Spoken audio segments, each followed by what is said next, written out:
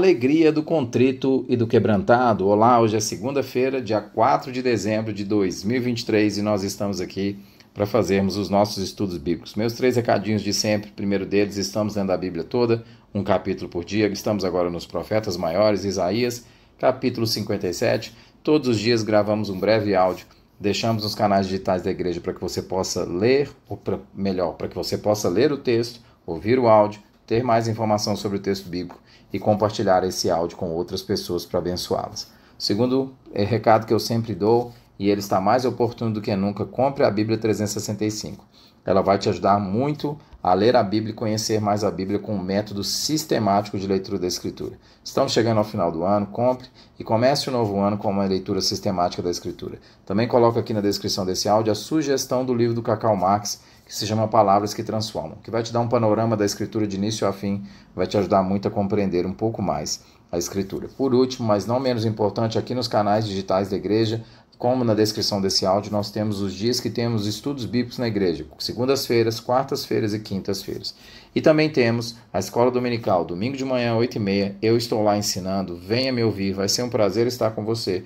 E também temos a escola dominical nos domingos às 17 horas. Eu vou ler na NVI, Isaías 57, dos versículos 14 ao versículo 18. E se dirá, aterrem, preparem o caminho, tire os obstáculos do caminho do meu povo. Pois assim diz o alto e sublime que vive para sempre, cujo nome é santo. Habito no lugar alto e santo, mas habito também com contrito e humilde de espírito, para dar novo ânimo ao espírito do humilde, e novo alento ao coração do contrito. Não farei litígio para sempre, nem sempre permanecerei irado, porque senão o espírito do homem esmoreceria diante de mim, bem como o sopro do homem que eu criei.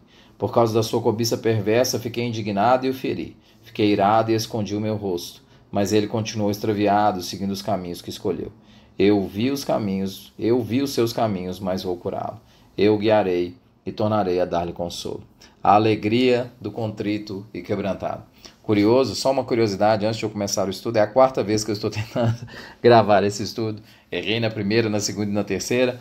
Na terceira eu já tinha gravado aproximadamente 10 minutos, errei e voltei aqui, mas vamos lá, eu espero conseguir dessa vez gravar certinho o estudo. Em Isaías 40, no versículo 3, o caminho era aquele pelo qual Deus viria para conduzir o seu povo para casa.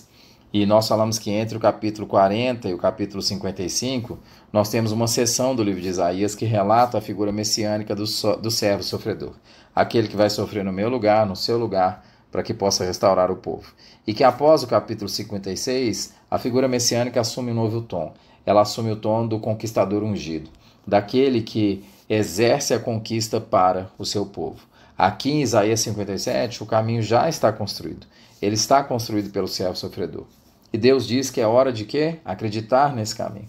É hora de tomar posse desse caminho. E aqui tomar posse significa o quê? O exercício da fé.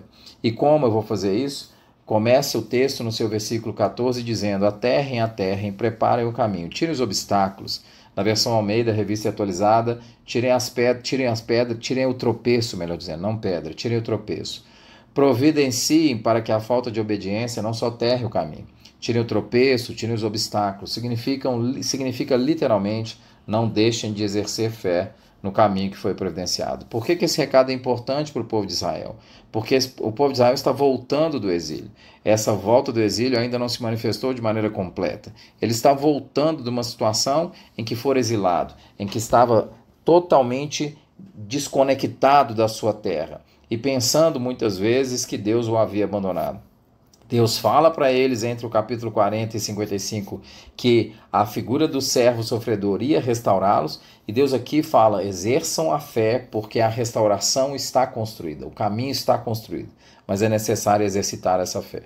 Assim como nós precisamos exercitar a fé no caminho que foi construído por Cristo Jesus. Tirar o tropeço significa, portanto, aceitar o perdão dos pecados, aceitar a obra do servo sofredor e assim levar uma nova vida. Significa aceitar e assim levar uma vida nova.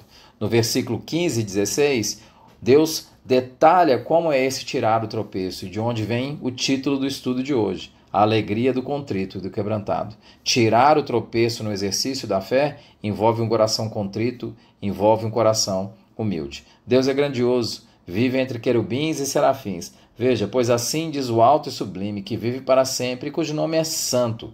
Habito no lugar alto e santo. Deus é grandioso, mas não se recusa a morar junto com o coração do quebrantado e que o reconhece com fé. Mas habito também com o contrito e humilde de espírito, para dar a ele novo ânimo. O afetuoso coração de Deus vivifica e dá ânimo ao humilde. O Schneider vai dizer na página 242 do seu livro assim: o contrito e abatido de espírito é todo aquele que reconheceu isso, para quem não há nada mais santo e exaltado do que Deus, e que se submete totalmente a Ele. Aquele que não ousa levantar os olhos para Deus pode ter certeza de sua presença e amor. Aquele que é o homem do coração contrito e quebrantado terá a presença de Deus. E por que Deus faz isso? Deus faz isso porque Ele restaurou o caminho. E Ele diz que restaurou o caminho porque Ele entendia que o povo era um povo em pecado e que precisava de restauração. Veja o versículo 16. Não farei litígio para sempre, nem permanecerei irado, porque senão o espírito do homem esmoreceria diante de mim. Então, para aqueles que não conseguem exercitar a fé e que eventualmente continuam a questionar a presença de Deus e continuam a questionar se Deus de fato vai manifestar a sua presença, vamos retomar aqui a ideia. Se nós pensarmos no povo que está lá, eles estão acabando de... o exílio está chegando ao seu final e esse povo tem a promessa de que o exílio vai acabar. Mas é uma promessa, e é uma promessa que Deus fez, mas ainda não se manifestou. E porque ela ainda não se manifestou, alguns vão o quê? Vão questionar. Assim como o nosso coração, várias vezes, ao ver circunstâncias que não são circunstâncias apropriadas, vai questionar. E aí Deus vai dizer: eu não vou fazer litígio para sempre. Eu não vou permanecer irado, porque senão o espírito do homem vai esmorecer diante de mim. Deus quer conscientizar o povo do motivo da queda, mas quer deixar claro para eles que ele vai restaurá-los. Veja o versículo 17. O motivo da queda. Por causa da sua cobiça perversa, fiquei indignado e o feri. Fiquei irado e escondi o meu rosto. Mas ele continuou extraviado, seguindo os caminhos que ele escolheu. Que versículo duro e que versículo que traz uma verdade tão importante. Eu vou ler especificamente o Schneider, o que ele diz a respeito disso, porque é muito importante. No entanto, em meio à promessa de graça, houve-se novamente o lembrete a respeito da culpa que acarreta o juízo do exílio e a miséria na terra dos antepassados após o retorno. O verso 17 usa como gancho o termo indignar-se do verso 16 e declara por que a ira de Deus veio sobre Israel. A expressão indignidade da sua cobiça atinge o âmago da natureza dessa transgressão. Israel não obedeceu à vontade de Deus, porque não lidou com a escravidão a cobiça, que subia no íntimo de cada indivíduo, em nome do Senhor. Subia no íntimo de cada indivíduo, em tese, em nome do Senhor. Por isso, o Senhor escondeu a sua face e se indignou. Deus se irou por causa da cobiça perversa, e o resultado do pecado é a ocultação da presença de Deus. Deus oculta seu rosto. Deus tira a sua mão.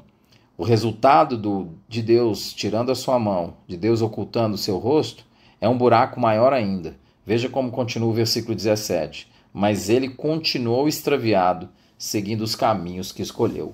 O homem que tem o coração altivo, que não crê em Deus, que não entrega seu coração a Deus, cai no pecado e fica mais cego e continua caindo mais no pecado.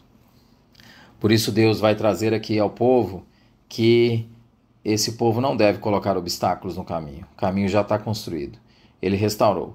Ah, mas eu não estou vendo a restauração ainda. Mas Deus está dizendo ao povo que ele veio habitar no meio daquele que tem o coração contrito e do coração quebrantado, para que ele exerça fé. Ele vai dizer no versículo 18, eu vi os seus caminhos errados, mas eu vou curá-lo. Eu o guiarei e tornarei a dar consolo a você. O pano de fundo de Isaías 57 é um pano de fundo maravilhoso. Ele tem a noção para o povo de Israel aqui, que está voltando do exílio e que está encontrando uma terra arrasada, e Deus está instando com esse povo, para que eles mantenham a sua fé. mantenham a sua crença com um coração quebrantado e humilde, com pleno reconhecimento de que Deus está cuidando. Na visão escatológica desse texto, o caminho já está construído por meio do servo sofredor, que nos pede um coração também quebrantado, um coração humilhado, que reconhece a nossa pecaminosidade e a nossa pecaminosidade presente, firme, latente em nosso coração. Em sua teologia sistemática, Wayne Grudem vai dizer o seguinte sobre o pecado: nossa verdadeira natureza, o caráter interno, que é a essência do que somos como pessoas, pode também ser pecaminoso. Antes de sermos redimidos por Cristo, não somente praticamos atos pecaminosos e tivemos atitudes pecaminosas, mas também éramos pecadores por natureza. O homem é pecador por natureza. Quando Cristo nos alcança, Ele nos redime do nosso pecado. Ele nos chama a exercer a fé que só o poder dele, só o sangue dele pode nos curar, pode nos redimir.